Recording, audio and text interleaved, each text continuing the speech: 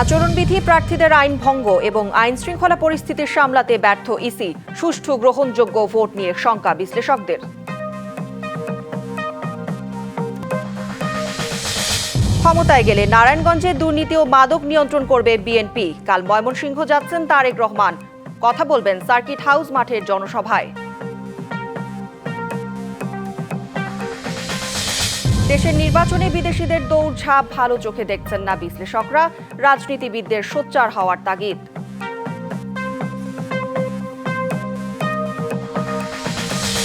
দেশে মাদক ব্যবহারকারী প্রায় ৮২ লাখ, সংখ্যার বিচারে সর্বাধিক ব্যবহারকারী ঢাকা বিভাগে।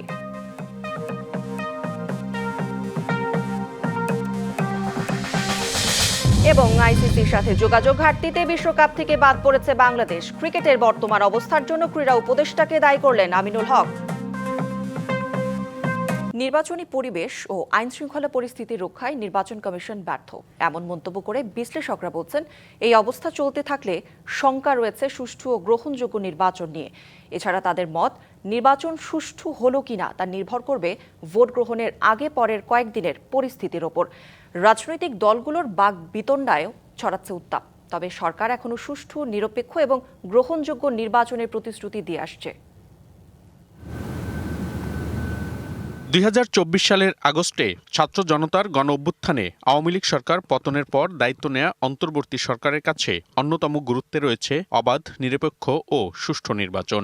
এরই ধারাবাহিকতায় নির্বাচন কমিশনের বেশ কিছু সংস্কারের মধ্য দিয়ে আগামী ১২ই ফেব্রুয়ারি হচ্ছে জাতীয় সংসদ নির্বাচনের ভোট গ্রহণ।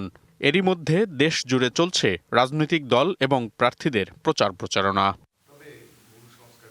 জাতীয় ঐকমত্য কমিশনের সাবেক সদস্য ও সুজন সম্পাদক বদিউল আলম মজুমদারের মতে, নির্বাচনী আচরণবিধি, প্রার্থীদের আইন ভঙ্গ এবং আইন শৃঙ্খলা সব মিলিয়ে ব্যর্থতার পরিচয় দিয়েছে নির্বাচন কমিশন।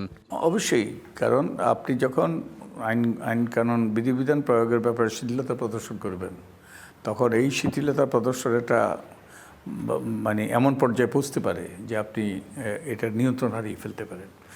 আরেকটা ব্যাপারে, যেমন এই যে রাজনৈতিক দলগুলো মনোনয়ন দিয়েছে, তারা কোনো প্যানেল তৈরি করেনি, এটা সুস্পষ্টভাবে আরপিওর লঙ্ঘন। নির্বাচন কমিশন নির্বাক। রাজনীতি বিশ্লেষক এম আকাশের মতে, নির্বাচন সুষ্ঠু হলো কিনা তার জন্য পর্যবেক্ষণ থাকবে ভোটের আগের পরের কয়েকদিনের ওপর। নির্বাচন শান্তিপূর্ণ হবে কি হবে না সেটা অনেকখানি নির্ভর করবে শেষ ৩ দিন নির্বাচনে কি হয়, সেটাই জটিল। তখনই বোঝা যায় যে ফলাফলটা কি হতে যাচ্ছে, এবং নির্বাচনের পরেও, ফলাফল ঘোষণার পরেও একটা বিরাট দ্বন্দ্ব লেগে যেতে পারে। তবে এরই মধ্যে নির্বাচনী প্রচারণায় প্রধান রাজনৈতিক দলগুলোর বাকবিতণ্ডা উত্তাপ ছড়াচ্ছে, যা থেকেও পরিস্থিতির কিছুটা অবনতি হতে পারে বলে আশঙ্কা বিশেষজ্ঞদের। এই অসহিষ্ণুতাতে কিন্তু সহিংসতার সৃষ্টি হয়। কোথাও কোথাও ডিম ছুঁড়ে মারা হয়েছে, কোথাও কোথাও ময়লা পানি ছুঁড়ে মারা হয়েছে, কোথাও কোথাও আক্রমণ হয়েছে। তো এগুলো অশনি সংকেত, এবং এগুলোর দ্রুততার সাথে এগুলোর অবসান হওয়া দরকার। থেকে বেরিয়ে আসবে সবাই এবার আশা করেছিল যে আমরা এবার একটা নতুন যুগের সূচনা করব, আমরা পুরনো অনেক কিছুই খারাপ ফেলে আসব, কিন্তু প্রচারণার শুরু থেকে আমরা তা দেখতে পাচ্ছি না। তবে এই অবস্থায়ও সরকার বারবারই নিশ্চয়তা দিয়ে আসছে সুষ্ঠু ও উৎসবমুখর নির্বাচনের। সরকারের প্রস্তুতি রাইট অন ট্র্যাকের মধ্যেই আছে। আমরা যেভাবে টাইম লাইনটা সেট করেছিলাম যে এটার পরে এই কাজগুলো করব, সেই কাজগুলোই হচ্ছে। আমাদের সিকিউরিটি ফোর্সের কনফিডেন্সটা অনেকটাই চাঙ্গা। নির্বাচন সুষ্ঠু ও উৎসবমুখর করতে সর্বোচ্চ চেষ্টার কথা বলছে নির্বাচন কমিশন সহ সংশ্লিষ্ট সবাই। মনিরুল সোহাগ, ডিবিসি নিউজ, ঢাকা। ক্ষমতায় গেলে নারায়ণগঞ্জে দুর্নীতি ও মাদক নিয়ন্ত্রণ করবে বিএনপি। পাশাপাশি জেলার যুব সমাজকে প্রশিক্ষণের মাধ্যমে দেশে বিদেশে কর্মসংস্থানের ব্যবস্থা করা হবে। রবিবার রাতে নারায়ণগঞ্জের কাঁচপুরে নির্বাচনী জনসভায় প্রধান অতিথির বক্তব্যে এসব কথা বলেন বিএনপি চেয়ারম্যান তারেক রহমান। তিনি আরও বলেন, মা বোনদের নিরাপত্তা, ব্যবসায়ীদের সুরক্ষা এবং অপরাধীদের বিরুদ্ধে কঠোর আইনগত ব্যবস্থাও নেওয়া হবে। ভোটারদের উদ্দেশ্যে তারেক রহমান বলেন, ষড়যন্ত্র মোকাবিলায় ঐক্যবদ্ধ থেকে ১২ তারিখ ভোট কেন্দ্রে গিয়ে ভোটাধিকার প্রয়োগ করতে হবে। জনসভায় সভাপতিত্ব করেন নারায়ণগঞ্জ জেলা বিএনপির আহ্বায়ক অধ্যাপক মামুন মাহমুদ।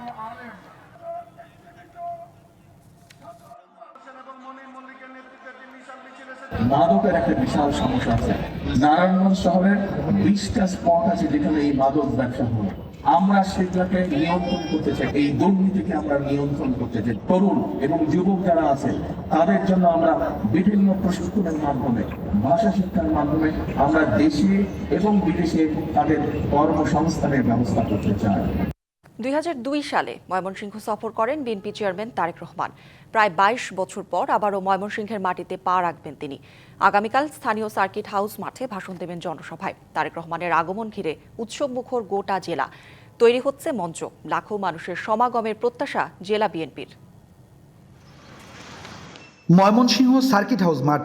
মঙ্গলবার দুপুরে এই মাঠের জনসভায় বক্তব্য রাখবেন বিএনপি চেয়ারম্যান তারেক রহমান। দলীয় প্রধানের আগমন ঘিরে নিরাপত্তাকে সর্বোচ্চ গুরুত্ব দিয়ে চলছে বিএনপির সাংগঠনিক প্রস্তুতি। চেয়ারম্যানকে বরণ করার জন্য আমরা সর্বপ্রকার প্রস্তুতি গ্রহণ করছি। আমরা চাচ্ছি সার্কিট হাউসে ঐতিহাসিক একটি জনসভা করা, যেটা বিগত সময়ে সকল রেকর্ড ভঙ্গ হবে। যে কোনো কর্মসূচিকে বাস্তবায়ন করার জন্য আমাদের সর্বোচ্চ ত্যাগ দিয়ে, সর্বোচ্চ শ্রম দিয়ে আমরা সেই সফলতা বয়ে আনবো ইনশাল্লাহ। স্মরণকালের সবচেয়ে বড় জনসমাগমের লক্ষ্য জেলা বিএনপির। উনি সকালবেলা ঢাকা থেকে রওনা হয়ে 10:30টায় গাজীপুরে শুধু একটি প্রোগ্রাম করবেন এবং গাজীপুর থেকে উনি সরাসরি সার্কিটেও চলে আসবেন এবং এখানে বক্তব্য রাখবেন। ওদিনই উনি আবার ঢাকায় চলে যাবেন। ত্রয়োদশ সংসদ নির্বাচনকে সামনে রেখে বিভাগীয় সফরে রয়েছেন তারেক রহমান। 27 জানুয়ারি ময়মনসিংহ যাওয়ার পথে গাজীপুরে ধানের শীষের প্রচারণা চালাবেন তিনি। পরে যোগ দিবেন ময়মনসিংহের সার্কিট হাউস মাঠের জনসভায়। পরিচয় করিয়ে দিবেন বিভাগের 24টি আসনের ধানের শীষের প্রার্থীদের। ইমরান হাসান রাব্বি, ডিবিসি নিউজ, ময়মনসিংহ। নির্বাচনের ফলাফলকে আগে থেকেই তৈরির একটা চেষ্টা করা হচ্ছে। এভাবে ক্ষমতায় এলে তা দীর্ঘায়িত হবে না। তবে সুষ্ঠু নির্বাচনের মধ্য দিয়ে যারা এই রাষ্ট্র ক্ষমতায় আসবে তাদের সহযোগিতা করবে এনসিপি। রবিবার রাতে রাজধানীর বাংলা মোটরে দলীয় কার্যালয়ে এসব কথা বলেন এনসিপি মুখপাত্র আসিফ মাহমুদ সজীব ভুইয়া। এ সময় তিনি জানান, চট্টগ্রামে শহীদ ওয়াসিমের কবর জিয়ারতের মাধ্যমে দেশব্যাপী এনসিপির নির্বাচনী পদযাত্রার প্রথম দিনের কর্মসূচি শুরু হবে। এতে এনসিপি ও জোট প্রার্থীদের পক্ষে হ্যাঁ ভোটের প্রচারণা চালানো হবে। পদযাত্রা সারা দেশ ঘুরে ঢাকায় এসে শেষ হবে। এক ধরনের সেটেলমেন্টের ইলেকশন করা হচ্ছে, এক ধরনের সেটআপের নির্বাচন করা হচ্ছে এবং নির্বাচনের ফলাফলকে আগে থেকে নির্ধারিত করে দেওয়ার একটা চেষ্টা করা হচ্ছে। স্পষ্টভাবে হুঁশিয়ারি দিতে চাই যে এইভাবে যদি কেউ ক্ষমতায় আসতে চায় এবং ক্ষমতায় আসার ষড়যন্ত্র করে, তাহলে তাদের সেই ক্ষমতা দীর্ঘমেয়াদী হবে না। বাংলাদেশের জনগণ ইতিমধ্যেই বিভিন্ন সেটেলমেন্টের মধ্য দিয়ে, বিভিন্ন ম্যানেজমেন্টের মধ্য দিয়ে ক্ষমতায় আসা আরো অনেক শক্তিশালী শক্তিকে বাংলাদেশ থেকে বিতাড়িত করেছে। জনগণের দোরগোড়া পৌঁছাতে ব্যস্ত সময়ে পার করছেন প্রার্থীরা। বিএনপি, জামায়াত সহ বিভিন্ন দলের প্রার্থীরা দিচ্ছেন নানা প্রতিশ্রুতি। আর ভোটাররা বলছেন, জনগণের ইচ্ছার প্রতিফলন ঘটাবে এমন ব্যক্তিকেই নির্বাচিত করতে চান তারা। দেশব্যাপী চলছে ত্রয়োদশ জাতীয় সংসদ নির্বাচনের প্রস্তুতি, যার অংশ হিসেবে নিজেদের প্রচারণায় ব্যস্ত প্রার্থীরা। প্রতিশ্রুতি দেওয়ার পাশাপাশি প্রার্থীরা দলভিত্তিক পাল্টাপাল্টি অভিযোগও করছেন। ঢাকা 9 আসন সবুজবাগ, মুগদা ও খিলগাঁও এলাকায় দুপুরের প্রচারণাকালে বিএনপির প্রার্থী হাবিবুর রশিদ হাবিব ভোটারদের আশ্বাস দেন, বঞ্চিত নাগরিক সুবিধা ফিরিয়ে দেওয়া হবে। আমার অতীতকে মূল্যায়ন করে আমার এলাকার যারা রয়েছেন তারা মনে করে সন্তান হিসেবে, ঘরের ছেলে হিসেবে হাবিব পরীক্ষিত একজন সৈনিক। একই আসনের প্রচারে নেমে ভোটারদের নিজের স্বচ্ছ ও জবাবদিহির রাজনীতির কথা বলেন স্বতন্ত্র প্রার্থী তাসনিম জারা। বিনিময়ে স্বতঃস্ফূর্ত সাড়া ও ভালোবাসা পাচ্ছেন বলে জানান তিনি। যেটা আমরা বাস্তবায়ন করতে পারবো এমন পরিকল্পনাগুলোই আমরা দিয়েছি এবং আমাদের ইশতেহারটা একেবারেই মাঠ থেকে উঠে আসে।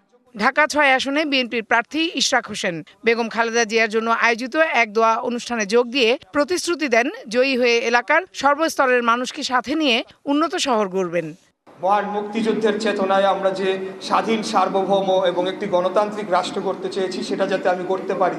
গণসংযোগে ঢাকা 4, সূত্রাপুর, ডেমরা, কদমতলী ও শ্যামপুর এলাকায় বিএনপির প্রার্থী তানভীর আহমেদ রবিন সুষ্ঠু নির্বাচন আয়োজনে সকল প্রার্থীদের দায়িত্ব নিতে হবে বলে জানান।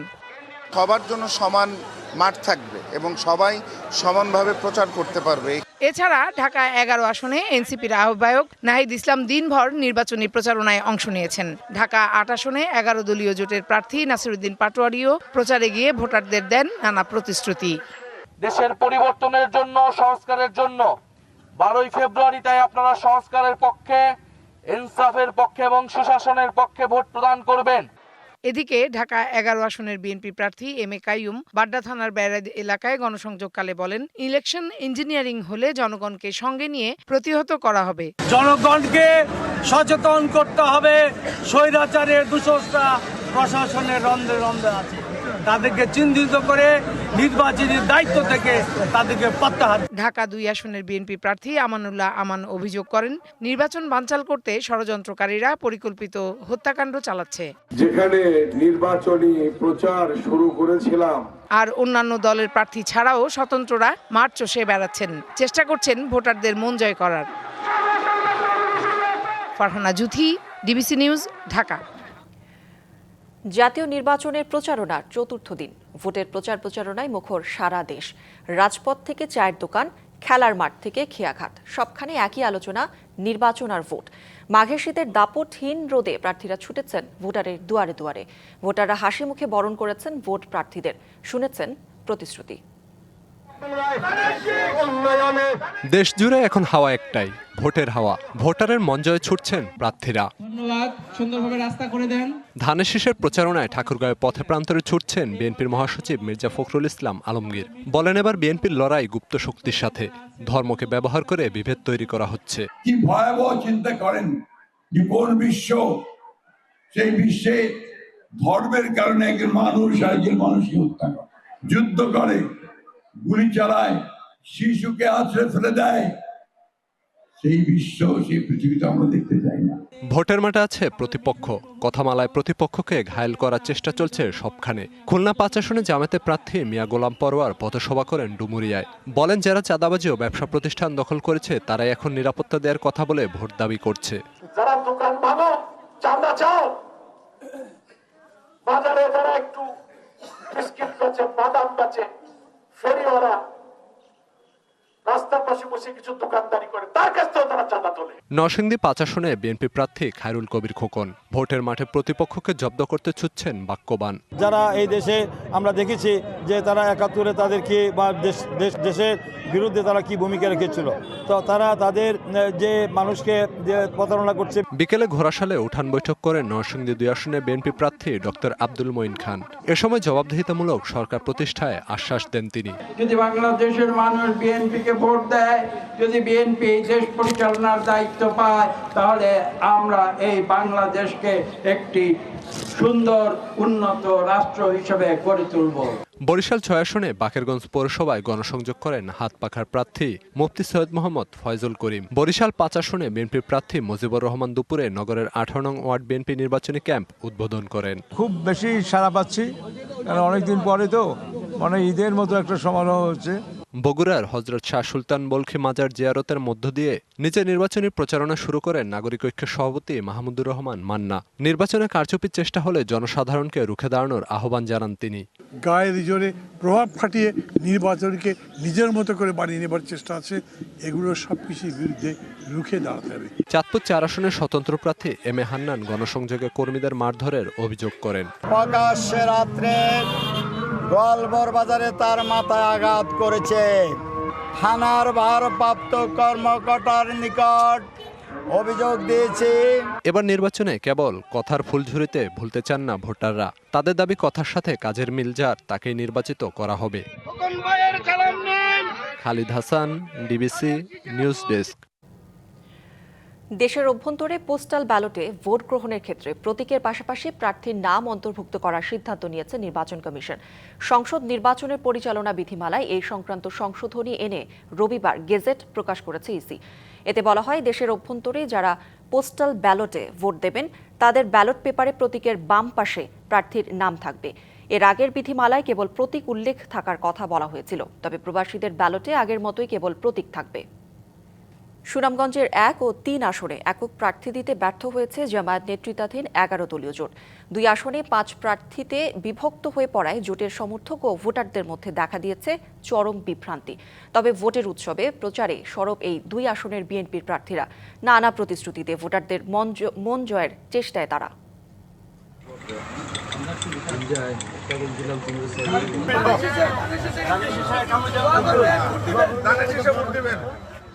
নির্বাচনী প্রতীক বরাদ্দের পর থেকেই সুনামগঞ্জ 1 ও 3 আসনে প্রচারণায় সরব বিএনপি মনোনীত প্রার্থী ও দলীয় নেতাকর্মীরা। হাটবাজার, পাড়ামহল্লা ও গ্রামে গ্রামে চালানো হচ্ছে গণসংযোগ ও উঠান বৈঠক। ভোটারদের দ্বারে দ্বারে গিয়ে সমর্থন চাইছেন প্রার্থীরা।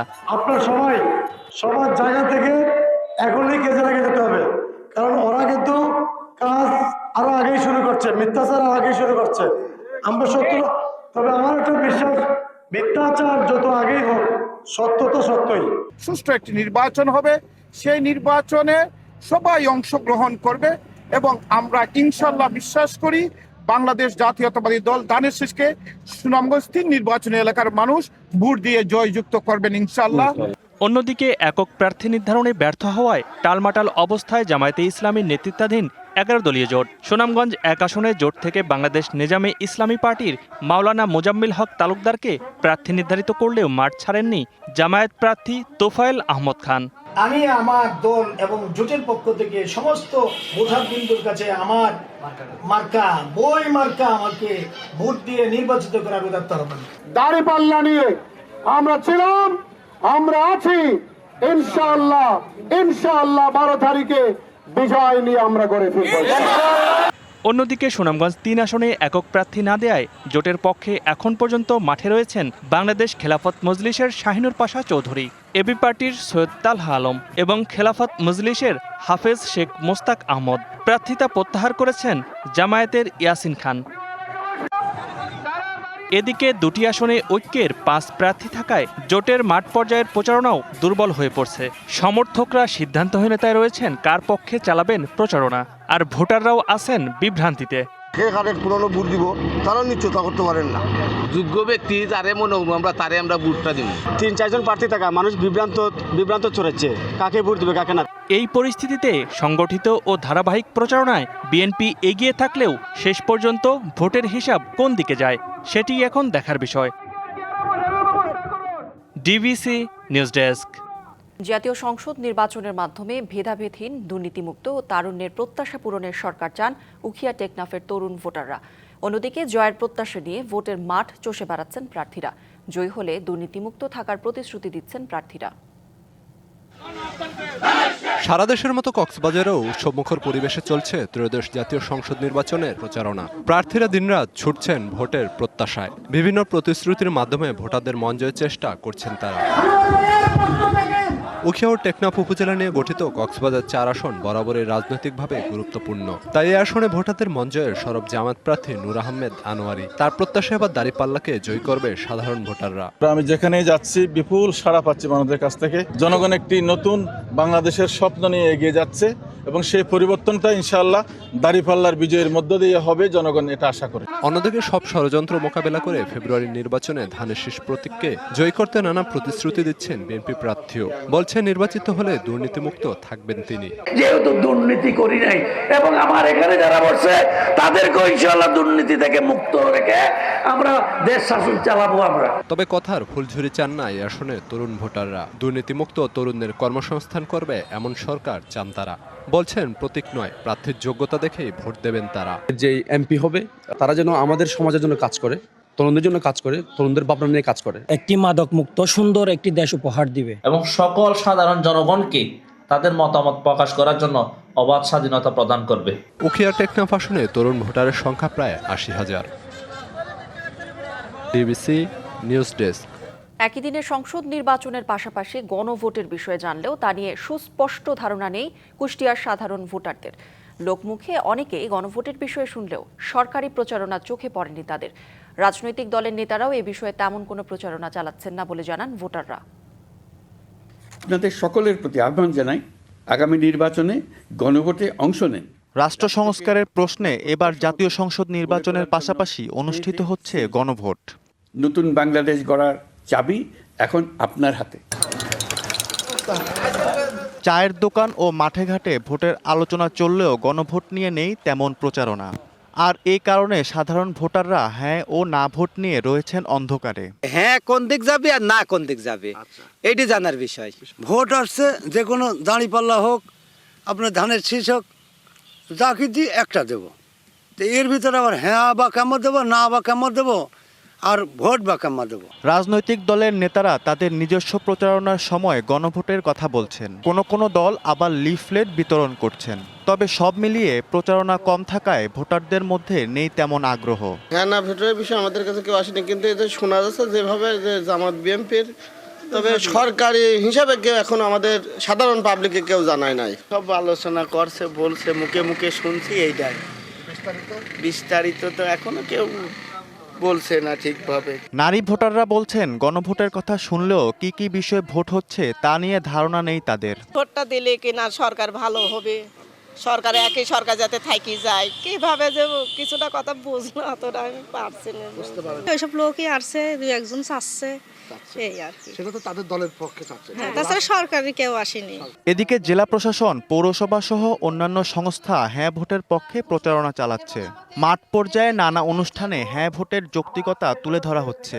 নেতারা বলবে যে আচ্ছা আমার অমুক গেছে, ওরে পুলিশ বানাই দেন। এটা আপনারা চান? নিশ্চয়ই চান না।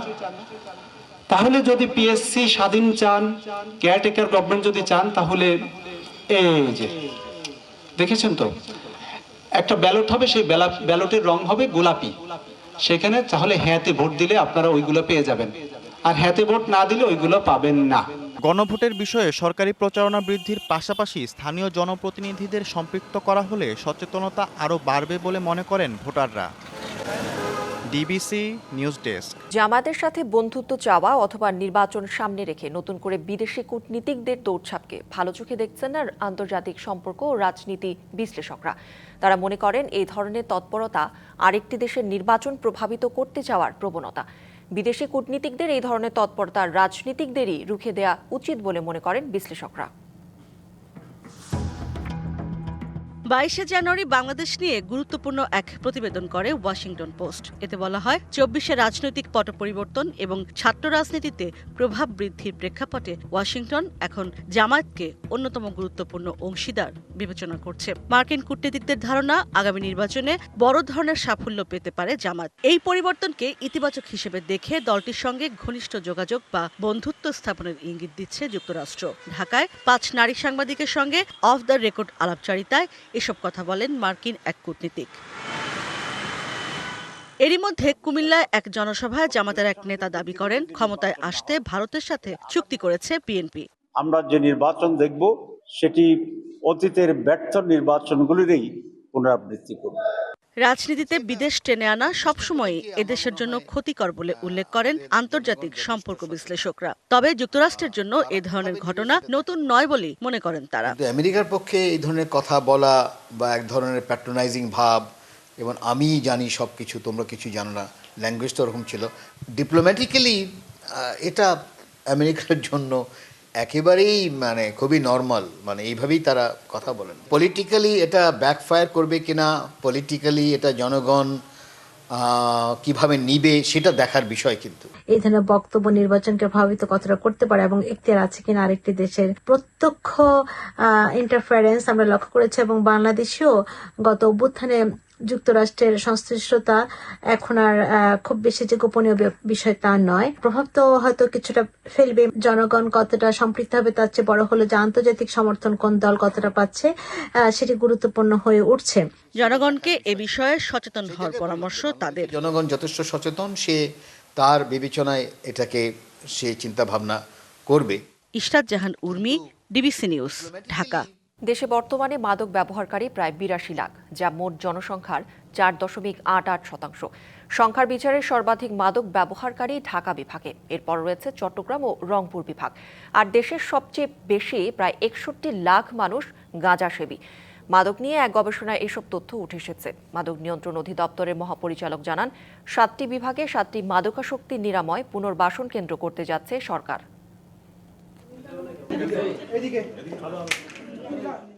ভয়াবহ সামাজিক ব্যাধিতে রূপ নিয়েছে মাদক। দেশে মাদকাসক্তের সংখ্যা জানতে গত বছরের ফেব্রুয়ারি থেকে জুন পর্যন্ত একটি গবেষণা চালায় বাংলাদেশ মেডিকেল বিশ্ববিদ্যালয়। এর তত্ত্বাবধানে ছিল মাদকদ্রব্য নিয়ন্ত্রণ অধিদপ্তর। রবিবার এর ফল প্রকাশ অনুষ্ঠানে জানানো হয়, মোট জনসংখ্যার 4.88% মাদকসেবী। সংখ্যার বিচারে ঢাকা বিভাগে সর্বাধিক প্রায় 23 লাখ মানুষ মাদকাসক্ত।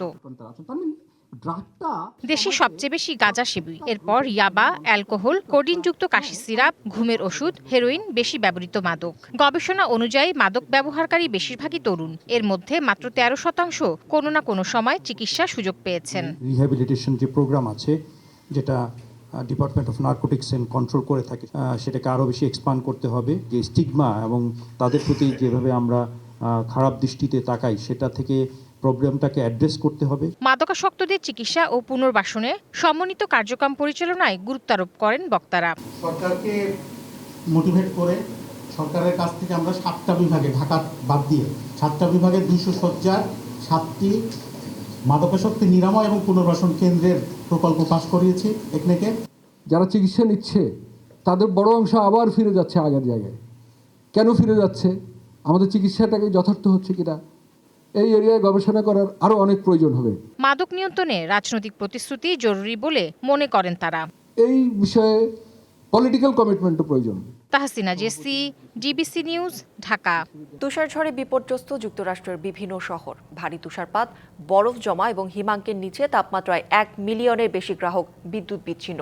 বাতিল হয়েছে হাজারো ফ্লাইট। দেশটির টেক্সাস, নিউ ইয়র্ক ও কানেকটিকাট অঙ্গরাজ্য জুড়ে ভয়াবহ শীতকালীন ঝড়ের কারণে ভারী তুষারপাত ও বরফ জমে যায়। ঝড়ের প্রভাবে পূর্ব ও দক্ষিণাঞ্চলীয় রাজ্যগুলো কার্যত অচল হয়ে পড়েছে। রবিবার বাতিল করা হয়েছে 10,800টির বেশি ফ্লাইট। দেশজুড়ে সোমবার পর্যন্ত তীব্র শীত ও বিপজ্জনক ভ্রমণ পরিস্থিতির সতর্কতা জারি করেছে আবহাওয়া অফিস। জরুরি অবস্থা ঘোষণা করা হয়েছে 1 ডজনের বেশি অঙ্গরাজ্যে। তবে এই দুর্যোগের মাঝেও ওয়াশিংটন ডিসিতে দেখা গেছে আনন্দের মুহূর্ত। মেরিডিয়ান হিল পার্কে ভিড় করে অনেক মানুষ।